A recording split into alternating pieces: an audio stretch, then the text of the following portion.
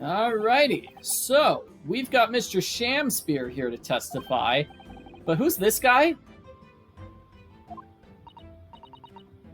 I have no idea who he is. We saw him yesterday just hanging around outside.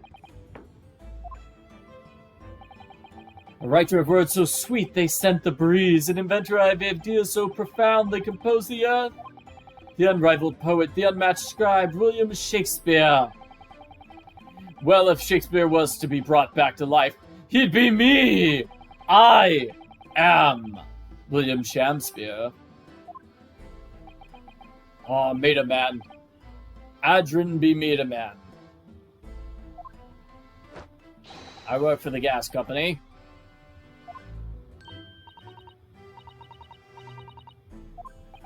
Yeah, we saw him yesterday just hanging around outside. Here's a little flashback of that scene in case you don't remember it.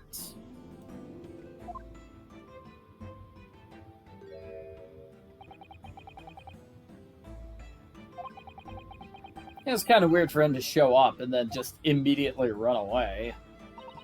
But if he's a Metermann, I guess that makes a bit more sense now. What? I'm running away! Woo! Out of here.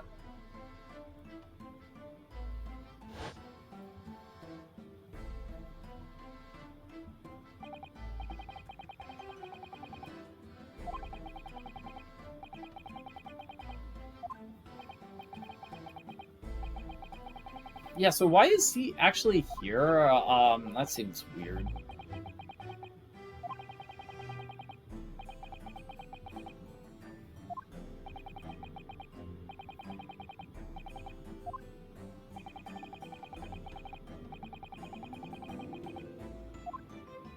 Behold, you have only to rearrange the letters of my name to see me's a seraph, an angel indeed.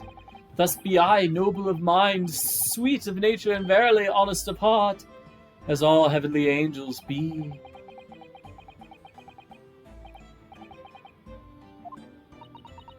So the jurors apparently love this guy. They look very impressed.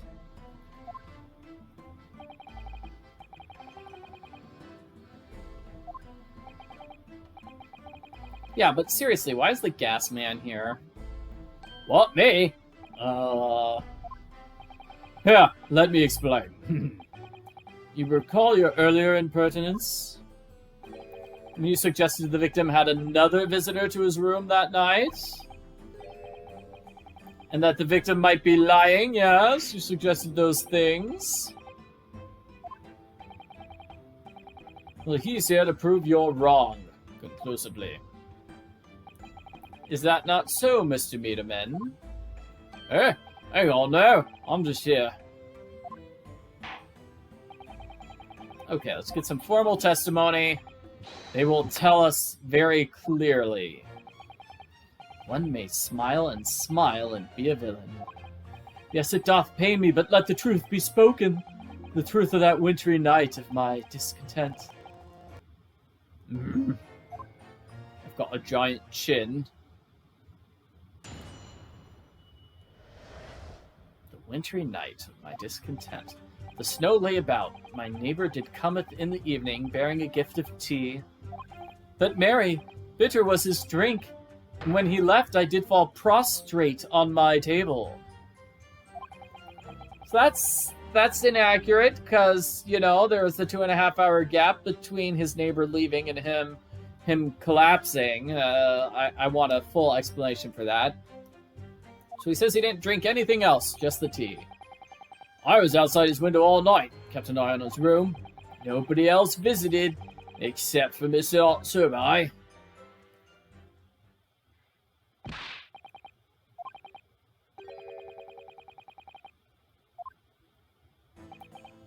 Yeah, very interesting that there was a witness just there the whole time.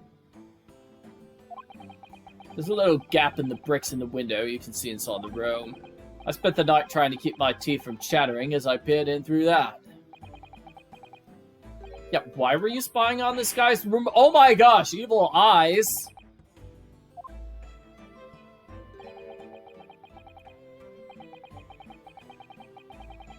No, I don't think he's staring at you because you're handsome.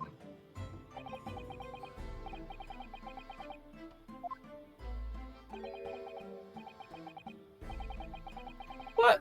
What do you mean, don't pay attention to him? Come on, this guy could be very important.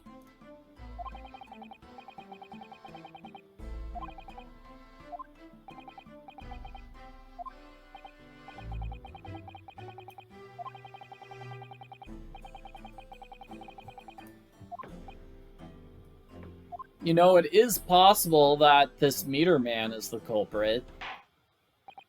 Maybe.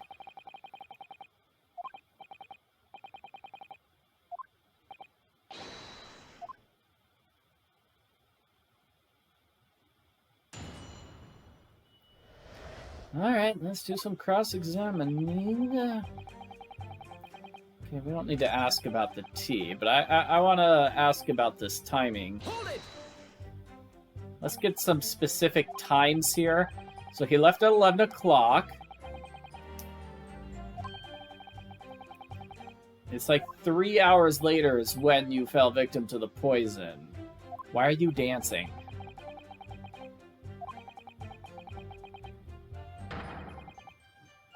So yes, let's hear this 3 hour gap explained.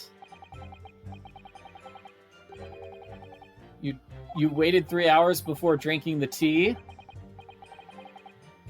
Objection! That sounds weird! No, it's very normal, sir.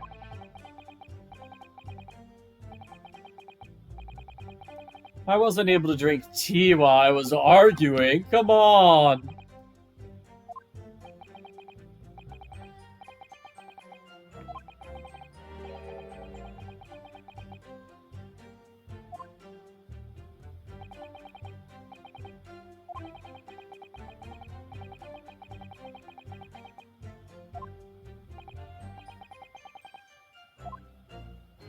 Yep, this guy's just gonna talk weird.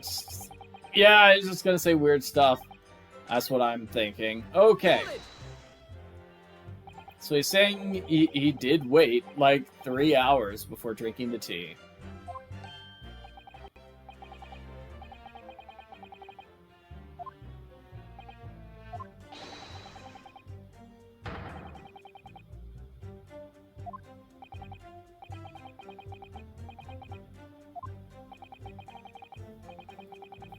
So now he's jumping up and down. Okay.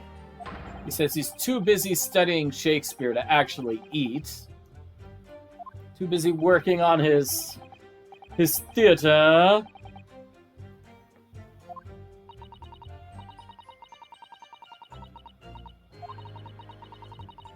Yeah, there weren't any scripts there. You ate them? You ate the works of Shakespeare.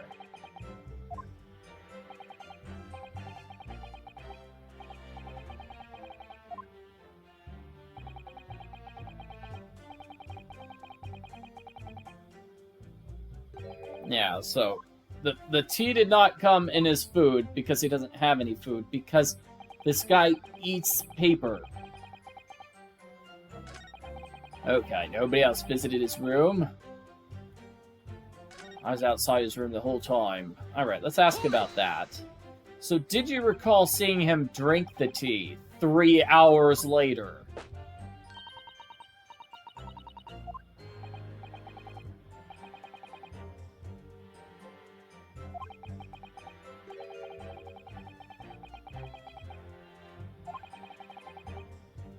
I did see the gap in the window. There are 3 bricks loose. And then there was soap on the window ledge. Can we ask him about that?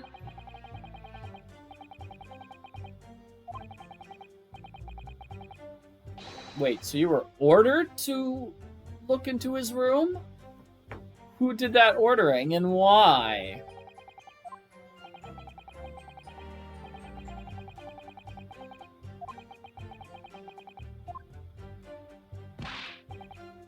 And I wish I could ask what happened during the 3 hour gap.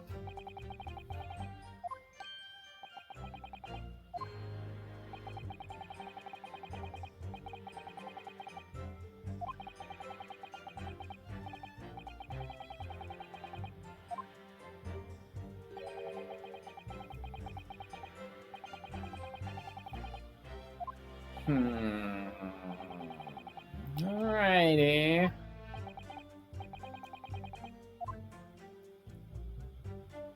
Let's press this statement. Hold it! I don't want to because it's not good for my case, but I think we have to. Objection!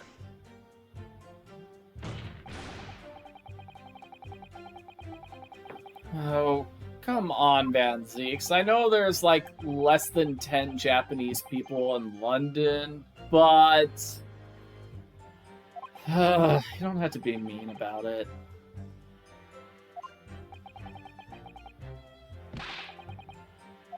So what about the tea? Did they drink the tea then?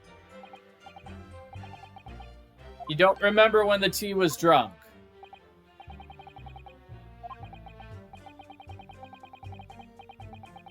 He saw Mr. Natsume wearing a dress, and then they wrestled.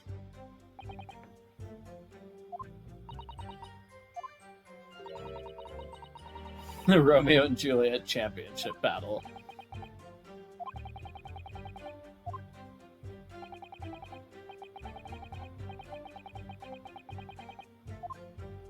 So the important thing is nobody else entered the room. I guess that's the important thing.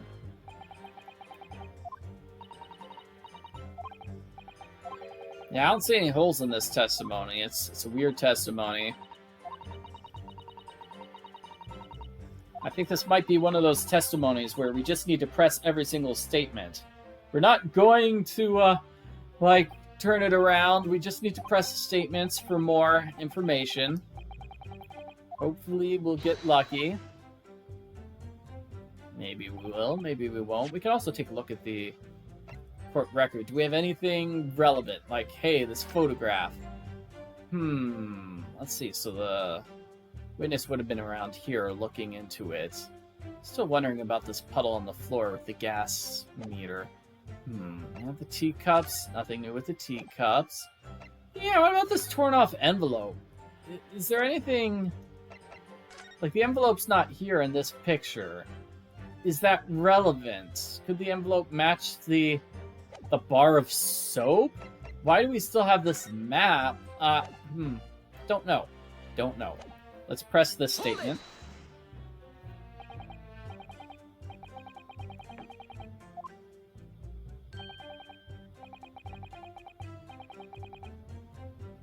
Maybe you could just call him Mr. Natsume instead of coming up with fancy names for him.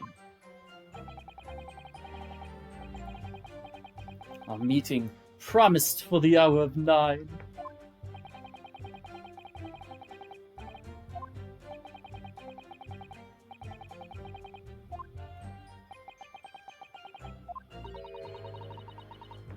It still is weird that they were arguing over which character would beat the other character in a wrestling match.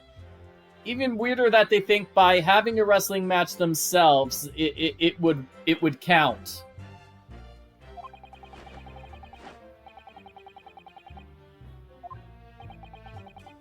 Like, maybe Mr. Natsume won because he's a great fighter, not because he was dressed like Juliet.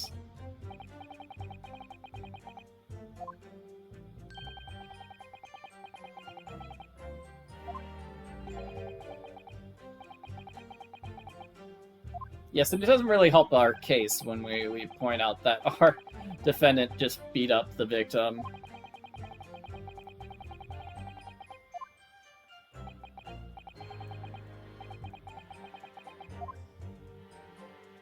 Alright, so it looks like we need to press every single statement of the testimony. Once we do, the jury interrupts.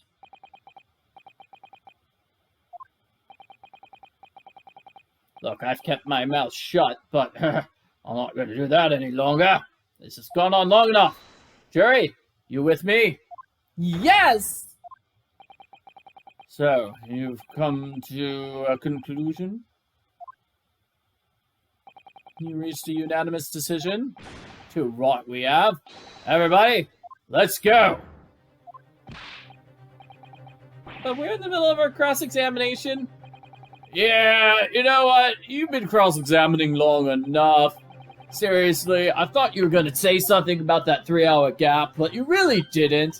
Yeah, those missing hours, they seemed important. But in the end, do they make a difference? No. And since now it's obvious, there's really no reason to delay our decision. Alright, look, I need to go home tonight, or my wife's gonna be super mad. What's that? Sorry? Didn't really hear what you were saying. Very well. Let's hear your decision, ladies and gentlemen of the jury. Guilty. Guilty. Guilty. Guilty. Guilty. Guilty. They all vote guilty.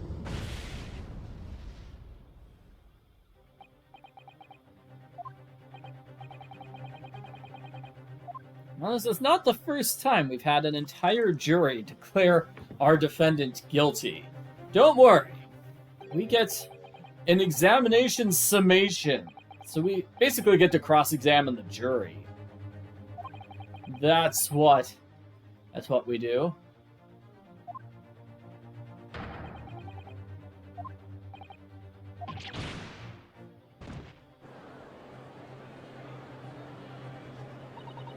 Come on, Ryunosuke.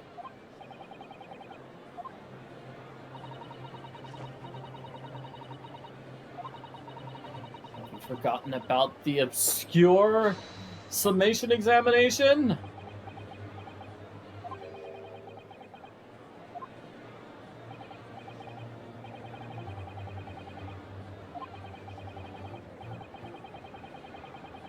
Alright, so we'll basically talk to the jury. If we can convince them to change their minds, the trial continues. I'll do whatever it takes. Yes, we're gonna do the summation examination. Why am I not surprised? You never admit defeat.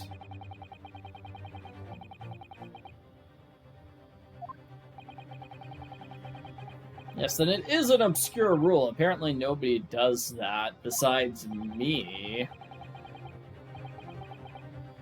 Well, maybe it's because I'm a very hopeful fellow. I've got more hope than the other defense attorneys.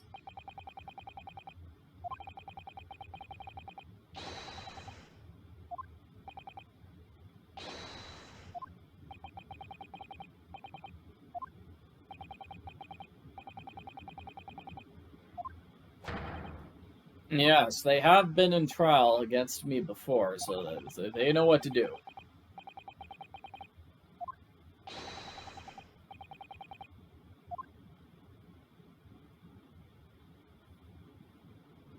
Judicial findings. The victim may not be well off, but he's a noble man. We shouldn't doubt him. Well, the good gentleman has no reason to lie.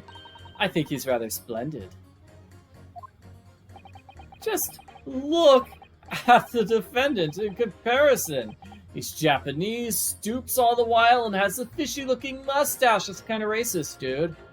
You can't just accuse him of murder because he's got a weird mustache and he's Japanese. There's no evidence to suggest the actor's a fraud, for now at least. I really don't care. I just want the trial to end quickly. 3 hours of missing time. That's nothing when you reach my age, you know. You know how many hours I've lived? Whew. Oh, man. I'm old. Okay, so every one of their statements is, well, weird. How are we gonna poke holes in that testimony? So, it looks like we need to discredit Mr. Shamspeare because half of them think, well, he's innocent by virtue of being a cool guy. So I think I'm going to aim for that. I'm going to try to make the victim look like a villain.